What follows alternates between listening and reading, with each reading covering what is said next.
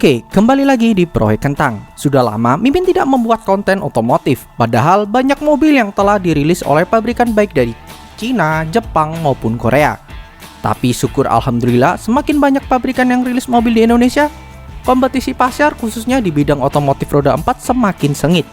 Dan semoga pabrikan Jepang semakin insecure melihat pabrikan Cina dan Korea yang semakin hari lebih niat berjualan dan all out di pasar Indonesia. Jadi pabrikan Hatega dan 3 Ellipse tidak bisa serta-merta merilis mobil yang value for money-nya tidak sebanding dengan harga yang dipatok. Pada kesempatan kali ini, Mimin akan membahas pabrikan asal Jepang, yakni Suzuki. Suzuki beberapa hari yang lalu telah merilis produk terbaru mereka, yakni Suzuki R3 Facelift 2022. Yaps, gak ada embel-embel all new. Ya, tahu sendirilah.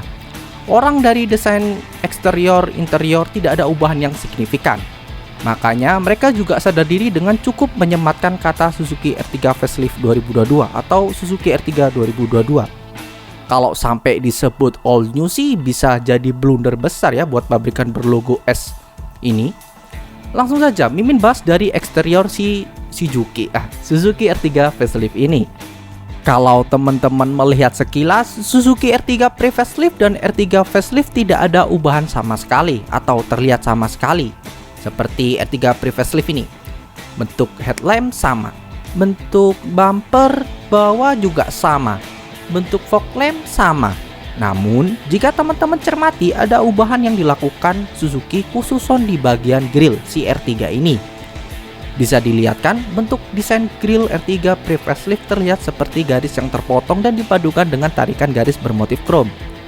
Sedangkan di R3 Facelift, desain grillnya Mimin rasa lebih aneh lagi, dimana bentuk desain grill dibuat seakan-akan seperti bentuk sayap yang menjorok ke bawah. Dan bedanya sama yang Pre-Facelift, Pre-Facelift terdapat tarikan garis untuk memadukan desain grill garis yang putus-putus tadi. Sedangkan yang R3 Facelift ini tidak ada motif garis di grill bagian depan. Gak jelek dan gak bagus-bagus amat. Kembali ke selera. Kalau Mimin sih biasa aja ya. Gak tahu kalau menurut teman-teman. Yang Mimin bingung, ini Suzuki pede amat ya rilis mobil tidak melakukan ubahan eksterior yang major atau yang banyak gitulah. Bukannya desain si R3 ini jelek, Mimin suka, tapi mbok yo sadar diri gitu loh. Yang lain sudah pakai desain yang lebih milenial atau lebih modern. Tapi ya sudahlah, ini kan Suzuki. Jadi gak kaget Mimin melihat Suzuki kali ini. Oke, Mimin lanjut di balik kap mesin. Nah, ini yang baru dan menarik menurut Mimin, di mana semuanya sudah menggunakan transmisi Matic CVT atau Continuous Variable Transmission. Nah, Suzuki ini malah membuat pembeda di antara pabrikan Jepang lainnya. Yaps, R3 terbaru atau facelift ini akan ditenagai oleh mesin K15C 1500cc dan menggunakan transmisi Matic 6 speed. Jelek gak Min? Enggak. Ini enggak jelek. Mimin tekankan lagi, ini enggak jelek. Dan ini bukan kemunduran Suzuki menggunakan mesin ini atau transmisi Matic ini. Ya, yang kita tahu mesin Matic bertransmisi 6 speed pernah digunakan oleh Chevrolet Spin. Namun sayang kiprahnya di Indonesia tidak semulus produk asal Jepang. Emang ya, brand image itu sangat berpengaruh dalam menentukan seseorang membeli mobil, khususon untuk konsumen Indonesia. Padahal kan mobil digunakan secara pribadi, kenyamanan dan keamanan dirasakan secara pribadi atau keluarga pembeli atau konsumen. Kok masih ada orang yang beli mobil mendahulukan gengsi? Harus beli logo Hatega, kalau nggak 3 Ellipse. Emang sih, kebadakan 2 mobil asal Jepang ini tidak diragukan lagi. Tapi kan banyak mobil yang sudah nyaman, mesin bandel, dan after sales service juga bagus. Ya ini, Suzuki R3 ini. Semoga pabrikan lain semakin getol membuat pabrikan Hatega dan 3 Ellipse ini sadar untuk membuat mobil yang lebih value for money. Terkhususon itu pabrikan Hatega itu, yang nggak tobat-tobat menurut Mimin. Masih saja menjual Honda BR-V Next Generation tipe terendah non-double blower. Ya, itu dah nggak tahu dah itu Mimin. Semoga cepat regenerasi ya itu ya, R&D atau sales marketing di Honda itu, biar Honda semakin berkompetitif. Soalnya Honda nggak jelek-jelek juga sih, bagus, nyaman. Cuma ya itu tadi, terlalu pede dia. Oke, sebelum lanjut ke sesi selanjutnya, Mimin akan membahas sedikit tentang kelebihan dan kekurangan Matic konvensional 6 speed dengan CVT. Transmisi CVT mengandalkan dua puli berbentuk kon yang terhubung dengan mesin dan satunya terhubung ke shaft menuju roda, serta diatur jarak antar keduanya oleh pabrikan. Kedua puli ini dapat memperbesar atau memperkecil diameternya tergantung kondisi. Keduanya mengapit sabuk baja yang bertugas sebagai simulasi rasio layaknya roda gigi pada transmisi otomatis konvensional. SU mobil kemudian mengatur rasio gigi tersebut menggunakan kedua puli untuk menghasilkan tenaga yang halus dan optimal pada tiap putaran mesin. Sedangkan transmisi AT konvensional 6 speed menggunakan serangkaian roda gigi, sistem hidrolik dan torque converter yang cara kerjanya cukup rumit. Awalnya, tenaga dari mesin dihubungkan lewat tekanan dari sebuah alat yang disebut torque converter menuju area transmisi. Sistem hidrolik di dalam transmisi kemudian mengatur pita baja dan kopling serta pompa yang mendorong cairan transmisi. Tekanan yang terjadi akibat dorongan cairan transmisi akan memaksa valve untuk membuka dan menutup, sehingga terjadilah pergantian gigi. SU mobil juga mengatur pergantian gigi sesuai dengan RPM mobil walaupun tidak bisa sesemut pada transmisi CVT. Inilah data atau tabel kelebihan dan kekurangan transmisi CVT dan transmisi AT konvensional. Untuk kelebihan di poin yang pertama, konsumsi untuk CVT konsumsi bensin irit karena puli mengatur rasio. Sedangkan kekurangannya, rasa berkendara kurang. Tidak ada koneksi antara transmisi dan mesin. Sedangkan di konvensional atau 6 speed, rasa berkendara bagus, mesin dan transmisi bekerja sama. Konsumsi bahan bakar tidak bisa seirit CVT. Mimin lanjut ke yang bagian pentingnya. Akselerasi lebih smooth karena menggunakan belt. Sedangkan di CVT kekurangannya kurang awet karena belt punya umur masing-masing. Dan di otomatis konvensional 6 speed, jika dirawat dengan baik, awet dan tidak perlu ganti part, cukup ganti oli. Perpindahan tidak bisa sesmooth CVT karena ada hentakan roda gigi. Nah, ini adalah momok bagi pecinta atau seseorang yang memiliki mobil dengan transmisi CVT, yakni CVT akan mempunyai masa umur pakai belt. Kan sistemnya kayak motor Matic Honda itu ya, Vario itu ya.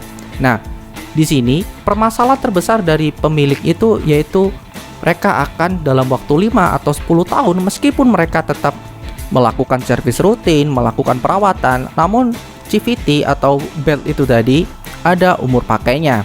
Jadi resiko terbesar ya ini, apalagi kalau sampai ditangani oleh dealer pabrikan resmi, bisa-bisa jadi ganti segelondong. Ya, bisa bayangin lah. Jadi di sini ada sisi negatifnya, ada sisi positifnya.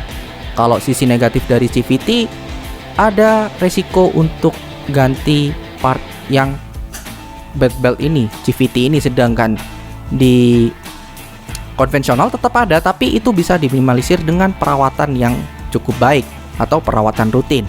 Jadi teman-teman bisa memilah mana yang baik antara CVT maupun AT. Itulah. Jadi penggunaan Matic konvensional tidak bisa dikatakan jelek juga. Ada konsekuensi yang harus ditanggung pemilik mobil transmisi CVT ataupun konvensional, di mana mobil bertransmisi CVT dalam jangka panjang akan melakukan peremajaan terhadap belt atau puli pada transmisi CVT. Meskipun telah melakukan servis rutin, namun umur belt pada transmisi CVT mempunyai umur pakai atau masa pakai juga kan. Berbanding terbalik dengan transmisi konvensional, di mana peremajaan terhadap sistem transmisi Matic lebih minimal atau bahkan tidak perlu apabila pemilik melakukan ganti oli dan servis secara teratur. Jadi bisa disimpulkan bahwasanya penggunaan Matic konvensional pada R3 terbaru ini bukan kemunduran bagi Suzuki. Malah Suzuki menawarkan transmisi Matic 6 speed di mana perpindahan gigi rasio yang lebih pendek yang menghindarkan pengemudi berkendara di RPM tinggi, maka akan bertambah pada efisiensi bahan bakar. Mohon koreksi di komentar jika statement Mimin kurang tepat atau salah. Ini merupakan perbandingan mesin yang Mimin dapat dari artikel cars.com mengenai perbedaan mesin old atau pre-facelift dengan terbaru atau facelift. Bisa dilihat, Suzuki R3 old atau yang lama pre-facelift ditenagai oleh mesin 1462 cc dan itu sama seperti R3 terbaru. Kapasitasnya sama juga 1500 cc. Untuk power atau tenaga yang dihasilkan sama. Beda tipis sih. Yang lama berada di angka 105 PS di RPM 6000, sedangkan R3 terbaru berada di 103 PS di RPM 6000. Beda 2 PS atau 2 HP. Sedangkan untuk torsinya beda juga. Di R3 yang pre-facelift 138 Nm, sedangkan yang baru di sekitar 137 Nm di RPM yang sama, yaitu 4400 RPM. Untuk transmisi manual sama-sama 5 speed, sedangkan yang di otomatis ini atau automatic ini beda. Yang sebelumnya menggunakan 4 speed konvensional, matic konvensional, sedangkan yang baru menggunakan 6 speed. Nah, ini yang menurut Mimin bukan suatu kemunduran ya. Jadi kita konsumen Indonesia diberikan opsional yang menarik. Kalau lu mau CVT, yaitu lu beli CVT Duo Astra sama si Expander itu. Kalau lu mau konvensional tapi ada yang lebih greget, ada yang lebih baik konvensionalnya, bukan 4 matic, gini 6 speed. Menarik kan ya? Dan untuk manual mileage ini mungkin konsumsi bahan bakar ya 19 banding 20, ya itulah intinya, dibaca. Oh iya, ada juga kabar bahwa Suzuki akan membenamkan teknologi smart hybrid pada R3 terbaru ini. Patut kita nantikan wujud rilis resmi dari Suzuki Indonesia. Menarik sih kalau benar-benar terrealisasi pada R3 terbaru ini. Mimin geser ke samping. Dari samping, R3 facelift ini tidak mengalami perbedaan dengan R3 sebelumnya. Jadi masih sama plek tumblek gumblek. Oh iya, ini merupakan data yang Mimin dapat dari artikel cars.com mengenai perbedaan R3 old atau pre-facelift dengan terbaru atau facelift dari sisi dimensi. Ya, bisa dilihat sendiri, lengthnya sama juga kan ya, 4395, widthnya sama 1735, tingginya juga sama atau height-nya juga sama sekitar 1690 mm, wheelbase-nya sama juga 2740 mm, gak ada yang beda ya, sama semua lah ini. Boot space-nya sama 209 liter, full tank-nya atau isi tankinya itu 45 liter, ground clearance-nya 185 mm. Untuk tipe size atau tire size atau bannya itu, velgnya itu 185 banding 65 ring 15. Ini kalau misalnya dinaikin 18 masih oke sih, ketinggian ya 17 mungkin. Dari sisi belakang juga sama seperti R3 pre-facelift. Jadi Mimin tidak membahas lebih banyak di bagian eksterior. Ubahan dari eksterior yang paling terlihat yakni di bagian grill serta di balik kap mesin yang telah menggunakan mesin terbaru yaitu K15C dengan transmisi 6 speed. Mimin lanjut ke interior, sama seperti eksterior. Ubahan yang dilakukan Suzuki pada bagian dalam interior sangat minim, bahkan tidak ada yang diubah kalau menurut Mimin. Bentuk dashboard masih sama, penempatan dan desain kisi AC juga sama. Penempatan dan desain konfigurasi kontrol AC masih sama. Desain instrumen cluster juga sama, yakni menggunakan 2 analog untuk RPM dan kecepatan, serta di tengah terdapat MID. Sama toh? Bentuk setir juga sama juga, rem tangan sama, masih menggunakan mechanical non-elektrik. Yang beda hanya head unit, di mana bentuk head unit R3 terbaru menggunakan ukuran layar yang lebih besar, yakni 7 inch. Jadi pada interior bagian depan, ubahan yang paling mencolok yakni ukuran multimedia head unit yang lebih besar. Itu aja, di luar itu sama aja, hanya permainan motif mungkin yang membedakan. Motif interior ya. Bergeser ke bagian belakang juga sama seperti di depan. Pelipatan masih model sliding, tidak one touch tumble.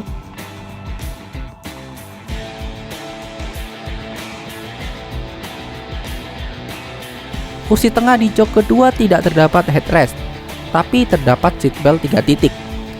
Mimin nggak tahu kenapa Suzuki tidak memberikan headrest tengah pada jok tengah baris kedua. Ini misal ya, amit-amit ini ya. kalau terjadi kecelakaan pada penumpang di jok tengah baris kedua, risiko untuk mengalami patah leher lebih besar karena tidak ada penyangga atau headrest pada jok tengah di baris kedua. Ya tahulah kalau sampai patah leher, bisa meninggoy di tempat. Namun jangan sampai ini terjadi di keluarga kita. Semoga kita selalu waspada dan berhati-hati dalam berkendara. Mimin harap Suzuki tidak hanya memasukkan R3 India ini di Indonesia secara keseluruhan. Mimin berharap ada ubahan yang dilakukan Suzuki Indonesia untuk penyesuaian kondisi dan pasar di Indonesia. Jadi pada baris kedua ini dikasih headrest lah yang layak, yang proper gitu kan ya. Terus Mimin lanjut, pada baris ketiga juga sama. Suzuki hanya memberikan tambahan port charge atau daya untuk penumpang di baris ketiga. Kesimpulannya dari segi interior sama semua. Mimin beralih ke fitur. Sama seperti sebelumnya, fitur R3 Old masih dipertahankan di R3 terbaru atau facelift ini. Seperti VSC, Vehicle Stability Control, ABS, ABD, dan kawan-kawan masih dipertahankan di R3 terbaru. Bedanya di R3 terbaru ada fitur Connect Car Technology. R3 terbaru ini akan terintegrasi dengan smartphone. Jadi bisa menyalakan AC dalam kondisi mobil mati dan terkunci menggunakan smartphone. Mimin rasa fitur ini sudah biasa, tapi ya sudahlah, kita apresiasi kiat Suzuki yang memodernisasi R3 ini. Yang kedua, adanya 4 airbag, di mana sebelumnya hanya 2.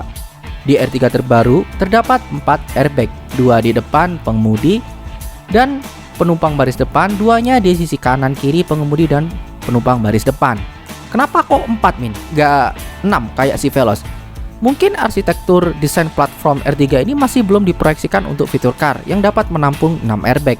Ini dari sudut pandang Mimin pribadi ya. Beda dengan platform Toyota yakni TNGA, di mana dengan platform TNGA ini bisa disematkan 6 airbag dan penggunaan mesin elektrik atau hybrid di kemudian hari. So, Mimin yakin di tahun mendatang, yakni tahun 2023, Suzuki akan melakukan ubahan atau perubahan menyeluruh pada R3 ini, baik dari platform sasis, model eksterior dan interior, serta fitur safety yang kekinian seperti Suzuki Safety Support semacam Toyota Safety Sense mungkin, tapi ini versi Suzuki. Ada pula fitur Cruise Control pada tipe tertinggi dan pedal shift. Oh iya, Cruise Control ini tidak otomatis ya, atau tidak adaptif ya. Gimana otomatis, orang Suzuki Safety Support aja belum ada. Jadi pengendara bisa menggunakan fitur Cruise Control ini secara manual, yakni dengan menyeting kecepatan yang diinginkan dengan kendaraan yang di depan. Ada pula penunjuk tekanan ban atau tire pressure monitoring. Ini udah biasa juga sih. Dan ada juga kan aftermarket seperti itu. Fitur PMS ini juga sudah banyak berada di pasaran. So patut kita apresiasi langkah Suzuki menghadirkan R3 ini. Namun, Mimin sebagai pecinta otomotif ingin mengharapkan lebih banyak ubahan untuk R3 generasi berikutnya. Inilah harapan Mimin terhadap R3 Next Generation di tahun 2023 atau all new-nya lah, entah kapan itu munculnya. Yang pertama, model eksterior yang lebih kekinian. Pada eksterior bagian depan menggunakan desain lampu yang lebih memipis seperti Avanza terbaru maupun Expander. Jadinya ada kayak punya bahasa desain sendiri lah, jangan sama, namun kalau bisa lebih menarik dari kedua mobil tersebut. Pada eksterior bagian belakang, gunakan model lampu belakang yang elegan dan padu tarikan garis desainnya dari depan ke belakang. Antena shark fin juga apa susahnya sih? Masih yang terbaru juga masih menggunakan antena kaleng-kaleng itu kan ya, yang bukan model shark fin, yang lain itu. Masa yang lain udah non kabel, R3 malah pakai antena kabel? Ukuran ring ban lebih besar, minimal 16 in lah untuk tipe terendah, dan untuk tipe tertinggi mungkin 17 in atau 18 inch. Itu secara tidak langsung akan menaikkan ground clearance minimal 200 mm atau 20 cm. Yang lain udah 200-an mm kan. Ini Suzuki masih 180, jadi bisa di-upgrade di situnya kalau dikembangkan biar terlihat lebih kekar juga. Untuk yang kedua yaitu segi interior. Segi interior saran Mimin dirombak total. Gunakan instrumen cluster digital untuk tipe tertinggi, analog untuk tipe basic atau standar, itu boleh lah. Pemilihan material dan warna yang dark sport juga harus padu. Jangan sampai kayak generasi yang awal itu kan, yang ada 3 tuh panel wood panel, terus dicampur beige, dicampur apa lah itu, jadi kayak norak. Jangan sampai menggunakan wood panel coklat dipadukan dengan beige sama hitam, kan aneh kan. Dan kalau bisa desain ulang desain dashboard yang lebih elegan non premium. Jangan sampai menggunakan head unit yang kegedean framenya daripada layarnya pada R3 Next Generation. Ganti juga desain instrumen tengah yang lebih modern seperti Avanza terbaru ataupun Expander, di mana instrumen tengah nyambung sampai ke belakang. Mimin kasih gambaran biar lebih jelas. Instrumen tengah yang menyambung dari depan dan nyambung sampai ke belakang memberikan kesan mewah pada sisi interior khususnya bagian depan.